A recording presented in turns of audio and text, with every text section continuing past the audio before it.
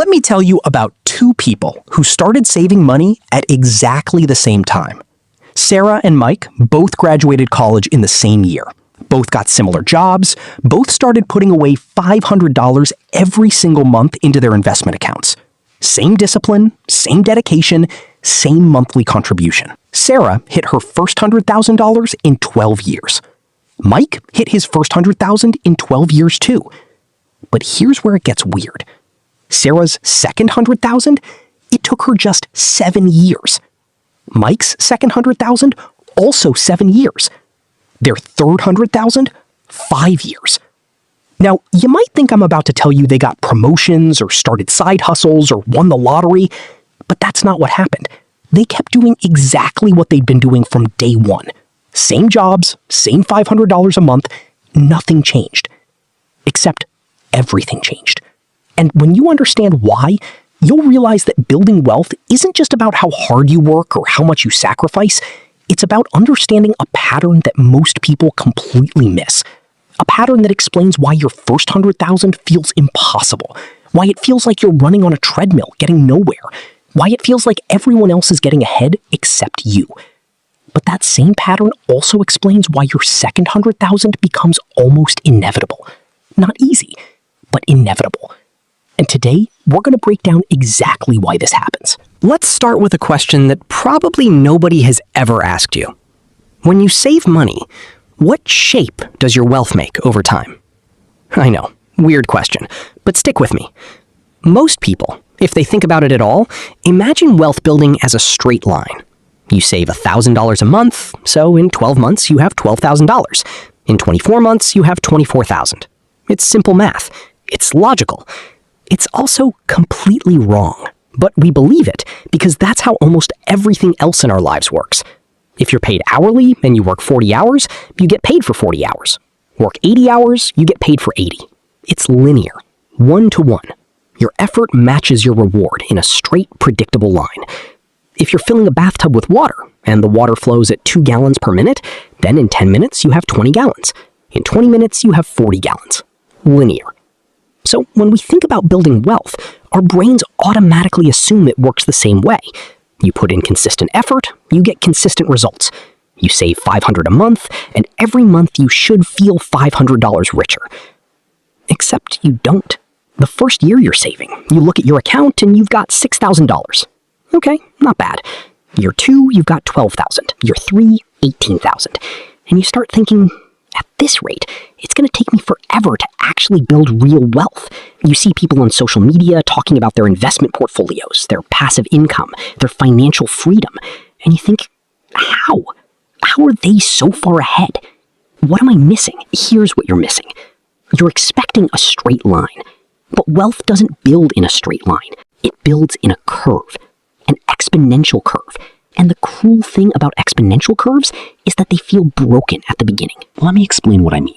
Imagine you're pushing a broken car. Just you. One person, trying to get this heavy, dead vehicle moving. At first, it barely budges. You're pushing with everything you've got, and maybe it rolls a few inches. You push harder, a few more inches. Your legs are burning, you're sweating, and the car is barely moving. If someone drove past you at this moment, they might think you're wasting your time. All that effort for almost no movement. But if you keep pushing, something changes. The car starts to roll. Slowly at first, but now it's moving. And because it's moving, the next push is a little easier. And the next push moves it a little faster. And once it gets going, once it has momentum, you're no longer straining to move it. You're just keeping it going. Sometimes you're almost jogging to keep up with it. That's what building wealth feels like. In the beginning, every dollar you save feels like pushing a massive weight that barely moves. You save $500 and it just sits there. You save another $500 and okay, now you have $1,000. But $1,000 doesn't change your life. It doesn't feel like wealth. It feels like you're sacrificing your daily coffee and your weekend plans for an account balance that couldn't even cover an emergency. So people quit. They think it's not working. They think wealth building is for other people. People who started with more money or got lucky or have some secret strategy. But they don't have a secret strategy. They just understand the curve. Let's talk about what's actually happening with your money when you invest it. When you invest money, it grows in two ways. The first way is the new money you add. That's the $500 a month we've been talking about.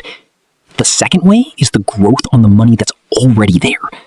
And this is where everything changes. In year one, let's say you put in $500 a month, so $6,000 for the year. If your investments grow at 8% annually, which is below the historical stock market average, that $6,000 becomes about $6,480 by the end of the year. You made $480 from growth. $480 for an entire year of consistent investing. You sacrificed things you wanted, you stayed disciplined, you resisted temptations, and the market gave you $480. It feels insulting. It feels like the system is broken, but watch what happens. Year two, you add another $6,000. But now your account doesn't start at zero. It starts at $6,480. So that $6,000 you add grows by 8%. And the $6,480 you already had also grows by 8%. By the end of year two, you've got about $13,460.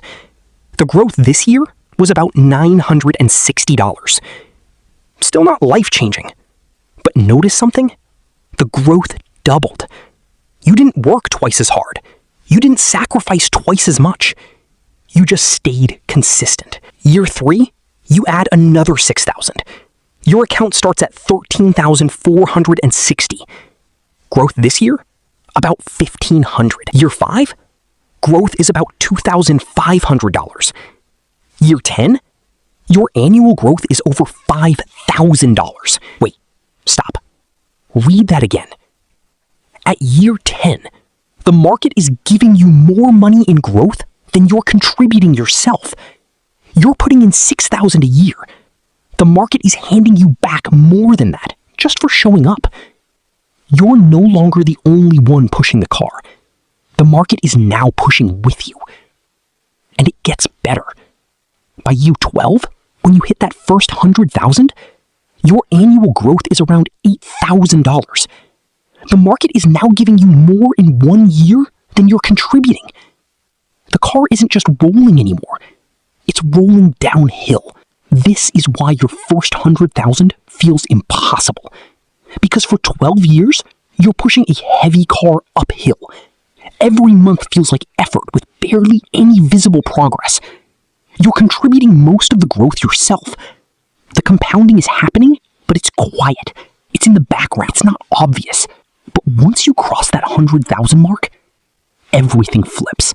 Now let's talk about your second 100,000. You've got 100,000 invested. You keep contributing the same $500 a month, same $6,000 a year. But now, if the market grows at 8%, your 100,000 grows by $8,000. In 1 year, you contributed $6,000, and the market contributed $8,000. The market is now putting in more money than you are. You're not pushing the car anymore. You're steering it. Your second 100,000 doesn't take 12 years. It takes about 7. Why? Because now you've got two engines working, your contributions and your compounding. And the compounding engine is bigger than your contribution engine. By the time you hit 200,000, the market is throwing off 16,000 a year in growth. Your 6,000 in contributions is now less than half the work. Third 100,000? About 5 years. Fourth? Even faster. Charlie Munger, Warren Buffett's business partner, once said the first 100,000 is a difficult grind, but you've got to do it. I don't care what you have to do. If it takes you 10 years, do it. He wasn't exaggerating. He was stating a mathematical truth. The first 100,000 is you doing most of the work. The second 100,000 is you and the market working together. The third, fourth, fifth, the market is doing most of the heavy lifting, and you're just feeding it. This is why wealthy people seem to get wealthier faster. It's not because they're smarter in year 15 than they were in year 1. It's because they have a bigger base of capital that's compounding. They're further along the curve. And this is why people who don't understand this give up too early. Imagine you're climbing a mountain. The first half of the climb is steep, exhausting, brutal. Every step is hard. You're out of breath, your legs hurt. You look up and the peak seems impossibly far away. Most people turn around here. They think, this isn't worth it. This is too hard. I'm not making progress fast enough. But if you keep going, you hit a ridge. And after the ridge, the path levels out. It's still uphill, but it's gradual. You're not gasping for air anymore. You're in a rhythm. And the peak, which seemed impossible an hour ago, is now clearly within reach. The first 100,000 is the steep part. It's supposed to be hard. It's designed to filter out people who aren't serious. But if you make it through, the terrain changes. Let's get psychological for a second. Humans are really bad at understanding exponential growth. Like, embarrassingly bad. There's a famous thought experiment. If you have a pond and a lily pad doubles in size every day, and it takes 30 days for the lily pad to cover the entire pond, on what day is the pond half covered? Most people guess day 15. Halfway through the time, halfway covered. Linear thinking. The answer is day 29. 29 days. It looks like nothing much is happening. The lily pad is growing, sure, but the pond is still mostly water. You could look at it on day 20 and think, this is never going to cover the pond. It's only covering a tiny fraction. Then, day 29 hits, and it's half covered. And day 30, it's done. Your wealth works the same way. For years, it looks like not much is happening. You're making progress, but it's slow. It's invisible to most people. You can't brag about it at parties. You don't feel rich. But the math is working in the background, silently, relentlessly. And then one day you'll look at your account and you realize you're not just saving money anymore. You're building capital. You have a machine that's working for you. Here's another psychological trap. Because the beginning is so slow, people try to speed it up by taking risks. They see someone on YouTube talking about how they doubled their money in 6 months with options trading or crypto or some hot stock tip. And they think, I can't wait 12 years. I need to accelerate this. So they gamble. And sometimes they win. More often, they lose. And when they lose, they're not just back to zero. They're back to zero with less time and less belief in the process. The irony is that trying to skip the slow part usually makes everything slower. The people who build real wealth, the kind that lasts, are the ones who accept that the first 100,000 is slow. They don't fight it. They don't try to outsmart it. They just keep pushing the car until it starts rolling. There's a term in investing called sequence of returns risk. It means that the order in which you experience investment returns matters a lot, especially early on. If the market crashes in your first year of investing, it feels terrible. You put in $6,000 and it's now worth $5,000. You lost money. But actually, this is good for you long term, because now you're buying more shares at cheaper prices. When the market recovers, and it always recovers, those cheap shares grow into expensive shares. The worst time to experience a market crash is not at the beginning. It's near the end, when you have a huge account balance and a drop wipes out years of gains. But our emotions tell us the opposite. A crash early feels devastating. A crash later feels like, well, that's just the market. This is another reason the first 100,000 is hard. You're fighting your emotions the entire way. So what do you actually do with this information? First, accept that the beginning is supposed to be hard. If building your first 100,000 feels slow and frustrating and like you're getting nowhere, that doesn't mean you're doing it wrong. It means you're doing it right. The struggle is the point. The struggle is the filter. Most people quit during the struggle, which is exactly why most people never build wealth. Second, automate everything. The biggest risk to your first 100,000 isn't the market crashing. It's you losing motivation and stopping. Set up automatic transfers from your paycheck to your investment account. Make it so you never see the money. Make it so you have to actively choose to stop investing rather than actively choose to keep investing. Because there will be months where you don't feel like investing, where it feels pointless, where you'd rather spend the money on something that makes you happy right now. And if investing requires a decision in those months, you'll skip it. But if it's automatic, it just happens. You don't have to be motivated. You don't have to be disciplined in the moment. You were disciplined once when you set it up, and now the system runs without you. Third, increase your contributions whenever you can, but don't obsess over it. If you get a raise, increase your automatic investment by half the raise. You still get to enjoy some lifestyle improvement, but you're also feeding the compounding machine more fuel. Going from $500 a month to $750 a month doesn't sound like much, but over 10 years, that extra $250 a month is an extra $30,000 in contributions, plus all the growth on top of that. You could shave years off your timeline to that first $100,000. But here's the thing. Contribution amount matters, but consistency matters more. Someone who invests $300 a month for 30 years will end up with more wealth than someone who invests $1,000 a month for 10 years and then stops. Because the person who stayed consistent gave their money more time to compound. Time is the cheat code. The earlier you start, the less you have to contribute, because time does more of the work for you. If you start investing at 25, putting away $400 a month until you're 65, you'll end up with over $1.4 million, assuming 8% annual growth. If you start at 35, you have to put away almost $900 a month to end up with the same amount. If you start at 45, you'd need over $2,000 a month. Same ending balance, wildly different effort required. All because of time. Fourth, don't compare your beginning to someone else's middle. You're going to see people on social media talking about their investment accounts, their real estate portfolios, their passive income streams, and you're going to look at your $12,000 investment account and feel like you're failing. You're not failing.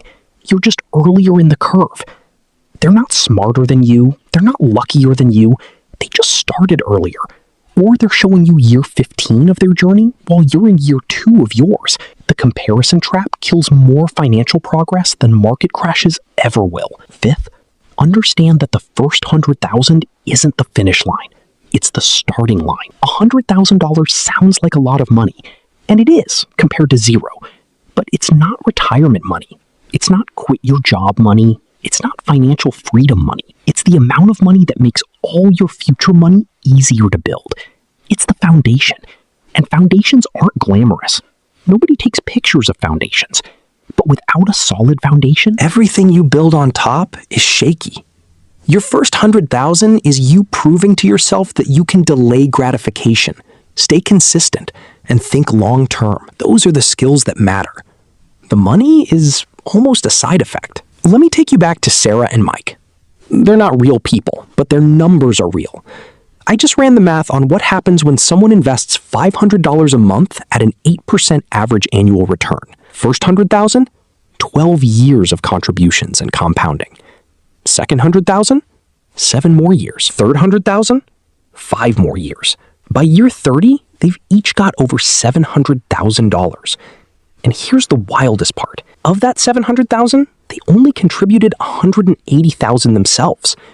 The other $520,000, that's compounding. That's the market. That's the car rolling downhill. But none of that happens without the first 12 years. First 12 years where it feels like nothing is happening. Where friends are buying new cars and taking expensive vacations, and you're watching your savings account tick up slowly. Where you question if you're doing the right thing. Where you're tempted to give up because the progress feels invisible. Those 12 years are everything. Because wealth building isn't about making one brilliant move. It's not about timing the market perfectly or finding the next hot stock or getting lucky with crypto. It's about understanding that you're not building a straight line. You're building a curve. And curves are slow at the start and fast at the end. Your first $100,000 is impossible, in the sense that it requires you to do something most people can't do. Stay consistent when you don't see results. Keep pushing when the car feels too heavy. Believe in math when your emotions are screaming at you to quit. But your second $100,000 is inevitable, in the sense that once you've proven you can build the first one, the system takes over. compounding kicks in. The market becomes your partner instead of your obstacle.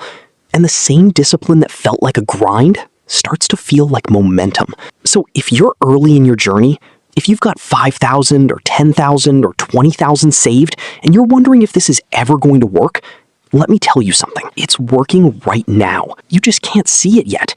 The lily pad is doubling. The car is starting to move. The curve is bending upward. Your job isn't to see it. Your job is to trust the math and keep going. Because the first 100,000 isn't impossible. It's just hard. And hard things filter out everyone who's not serious. Which means if you make it through, you're not just building wealth. You're becoming the kind of person who can build wealth.